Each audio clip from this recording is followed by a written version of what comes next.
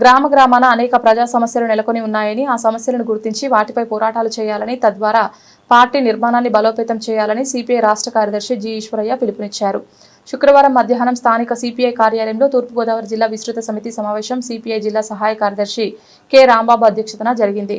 దీనికి ముఖ్య అతిథిగా పాల్గొన్న జి ఈశ్వరయ్య మాట్లాడుతూ, పార్టీ శతాబ్దిక పోరాట గాథలు, కార్మిక రైతు ఉద్యమాల్లో చేసిన త్యాగాలను స్మరించుకునే విధంగా భారీ ఎత్తున ప్రజలను సమీకరించేందుకు ఏర్పాట్లు చేస్తున్నట్లు తెలిపారు. రాష్ట్ర వ్యాప్తంగా కార్యకర్తలు, ప్రజా సంఘాలు, కార్మిక వర్గాలు పెద్ద ఎత్తున సభకు తరలిరావాలని పిలుపునిచ్చారు. రాష్ట్రంలో అధికారంలో ఉన్న కూటమి ప్రభుత్వం పూర్తిగా వైఫల్యం చెందిందని ఈశ్వరయ్య తీవ్ర విమర్శలు గుర్తించారు. ఎన్నికల సమయంలో నిరుద్యోగ యువత, రైతులు, విద్యారంగానికి చేసిన హామీల్లో ఏ ఒక్కటి అమలు కావడం లేదన్నారు. పార్టీ సిపిఐ భారతదేశంలో ఆవిర్భవించి రేపు డిసెంబర్ 26కు 100 సంవత్సరాలు పూర్తి చేసుకుంటున్నటువంటి నేపథ్యంలో ఈ దేశ సామాజిక, ఆర్థిక, రాజకీయ, సాంస్కృతిక పునరుజ్జీవనోద్యమం పైన కమ్యూనిస్టు పార్టీ ఉద్యమం చాలా ప్రధానమైనటువంటి పాత్ర పోషించి సామాజిక హక్కుల సాధనలో, భారత రాజ్యాంగం ఇచ్చినటువంటి హక్కులు అమలు పరిచేటువంటి పోరాటంలో సిపిఐ ఈ దేశ ప్రజానికానికి విశేషమైనటువంటి త్యాగాలు, కృషిని చేసింది. అదేవిధంగా దేశంలో భూ సంస్కరణలు అమలు కావాలని కానీ, రాజాభరణాలు రద్దు కావాలని కానీ, ప్రభుత్వ రంగ సంస్థలు మెరుగుపడాలని చెప్పి ఇలాంటి అనేక పోరాటాలు నిర్వహించినటువంటి భారత కమ్యూనిస్టు పార్టీ ఈరోజు రేపు డిసెంబర్ 20 తారీఖు నుంచి 20 తారీఖు వరకు వారోత్సవాల పేరుతో పెద్ద ఎత్తున రాష్ట్రంలో ఉన్నటువంటి కమ్యూనిస్టు పార్టీ శాఖల్లో దాదాపు 3600 శాఖల్లో సిపిఐ ఆవిష్కరణ సభలు పెద్ద ఎత్తున నిర్వహించబోతా ఉన్నాం. అదేవిధంగా జనవరి 18వ తారీఖు ఖమ్మంలో చాలా పెద్ద ఎత్తున దేశవ్యాప్తంగా ఒక 5 లక్షల మంది జనాన్ని సమీకరణ చేసి ఒక నూతన రాజకీయ ప్రత్యామ్నాయ దిశగా భారత కమ్యూనిస్ట్ పార్టీ సిపిఐ పునర్వైభవాన్ని తీసుకునేటువంటి నేపథ్యంలో ఖమ్మంలో భారీ బహిరంగ సభను, అదేవిధంగా 1 లక్ష మంది యంగ్ అండ్ ఎనర్జెటిక్ యూత్తో జనసేవదళ కవాతును నిర్వహించబోతా ఉన్నాం.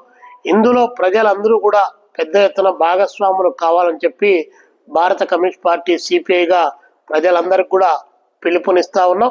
ఈ 100 సంవత్సరాల కాలంలో భారత కమ్యూనిస్టు పార్టీ సాధించినటువంటి అనేకమైనటువంటి విజయాలన్నీ కూడా ఈ సందర్భంగా మళ్ళీ ఒకసారి పునశ్చరణ చేసుకొని భవిష్యత్తులో సిపిఐ నిర్వహించాల్సినటువంటి పోరాటాలకు మరింత సమాయత్తం కావడానికి ఖమ్మం వేదిక కాబోతా ఉంది. మరి ఈరోజు దేశంలో పరిపాలన చేస్తున్నటువంటి నరేంద్ర మోడీ గారు చాలా పెద్ద ఎత్తున 2014 కంటే ముందు చాలా గొప్ప గొప్ప ఉపన్యాసాలన్నీ ఇచ్చాడు. ఈరోజు రూపాయి పతనానికి సంబంధించిన దాంట్లో అంతకుముందు 2014లో పాకిస్తాన్ రూపాయి బలంగా ఉంది, బంగ్లాదేశ్ రూపాయి బలంగా ఉంది, శ్రీలంక రూపాయి బలంగా ఉంది, కానీ భారతదేశ రూపాయి ఎందుకు పలచనబడింది, ఈ దేశ పాలక వర్గాల వైఫల్యం అని చెప్పేసి ఆయన చాలా గట్టిగా చెప్పాడు. మరి ఈరోజు డాలర్తో పోలిస్తే 90 రూపాయలు పైచులకు ఈరోజు మన రూపాయి విలువ పడిపోయినటువంటి పరిస్థితి. మరి ఈ సందర్భంగా నరేంద్ర మోడీ గారిని అడుగుతా ఉన్నాం, మరి విశ్వగురువుగా ప్రకటించుకొని ఈ దేశ ఆర్థిక వ్యవస్థను చైనా కంటే 5 రెట్లు అదనంగా తీసుకొని పోవాలని లక్ష్యాలు నిర్దేశించుకున్నటువంటి నరేంద్ర మోడీ గారు మరి రూపాయి విలువ ఇంత దారుణంగా పడిపోతా ఉంటే మరి ఏం చేస్తా ఉన్నారు?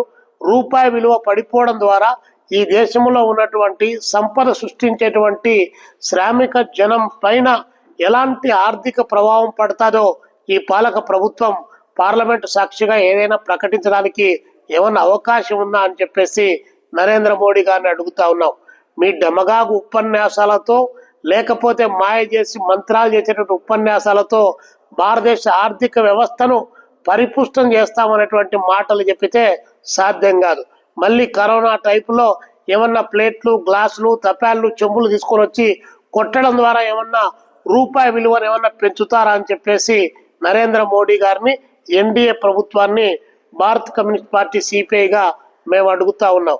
ఆయన చెప్పాడు, మేము అధికారంలోకి వచ్చినటువంటి 100 రోజుల్లో భారతదేశం నుంచి కొల్లగొట్టుకొని పోయినటువంటి డబ్బులు ఎవరైతే ఈ దేశంలో ఉన్నటువంటి వాళ్ళు సినిమా యాక్టర్లు కానీ, రాజకీయ వ్యవస్థ కానీ, వ్యాపార వాణిజ్య వర్గాలు కానీ దాదాపు 1456 బిలియన్ డాలర్ల డబ్బు విదేశీ బ్యాంకుల్లో దాచుకున్నారు. దాన్ని 100 రోజుల్లో మేము ఈ దేశానికి తీసుకొని వస్తామని చెప్పారు. 12 సంవత్సరాల కాలంలో 12 రూపాయలు కూడా తీసుకొని రాలేకపోగా ఈరోజు ఈ దేశంలో ఉన్నటువంటి సంపదను కొల్లగొట్టుకొని పోతున్నటువంటి నీరవ్ మోడీ, సౌరవ్ మోడీ, లలిత్ మోడీ, అదేవిధంగా కింగ్ ఫిషర్ బీర్లు అమ్ముకునేటువంటి విజయ్ మాల్యా లాంటి దొంగలకు కాపలా కాస్తా ఉన్నటువంటి పరిస్థితి ఈ దేశంలో నరేంద్ర మోడీ గారి నాయకత్వంలో కొనసాగుతా ఉంది. ఇంకొక వైపున సంపద సృష్టించేటువంటి కార్మిక వర్గం యొక్క హక్కులను కాలరాచి వేయడానికి 29 కార్మిక చట్టాలను 4 లేబర్ కోడ్లుగా మార్చి కార్మికులు సంఘాలు పెట్టుకోవడానికి లేదు, హక్కులు అడగడానికి లేదు, సమాన పనికి సమాన వేతనం ఇవ్వమని చెప్పి డిమాండ్ చేయడానికి లేదు. ఏదైనా పరిశ్రమ కాయలా పడితే ఎందుకు పడ్డాది, ఇన్ని సంవత్సరాల పాటు పనిచేసినటువంటి కార్మికులకు రక్షణ ఏంటి అని చెప్పి అడగడానికి కూడా లేకుండా, జవాబుదారీతనం లేకుండా ఆ పరిశ్రమలు మూత వేసుకోవచ్చు అనేటువంటి ఒక దుర్మార్గకరమైనటువంటి కార్మిక వ్యతిరేక చట్టాలను ఈరోజు తీసుకొని వస్తా ఉన్నారు.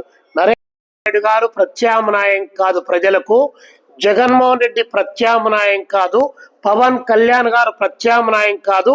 ఈ రాష్ట్రంలో, ఈ దేశంలో ఎర్ర జెండాలే ఈ దేశ ప్రజానికానికి ప్రత్యామ్నాయం. అలాంటి ప్రత్యామ్నాయ రాజకీయ విధానం వైపున పోవడానికే రేపు జనవరి 18వ తారీఖు ఖమ్మంలో జరిగేటువంటి బహిరంగ సభ వేదికగా అక్కడ జరిగేటువంటి జాతీయ కార్యవర్గం కౌన్సిల్ సమావేశాల సందర్భంగా మేము ఒక నిర్ణయం తీసుకొని దానికి అనుగుణంగా ఈ శక్తులన్నీ కలుపుకొని పోవడానికి ఒక విశాలమైనటువంటి ఐక్య వేదికను ఏర్పాటు చేస్తున్నాం.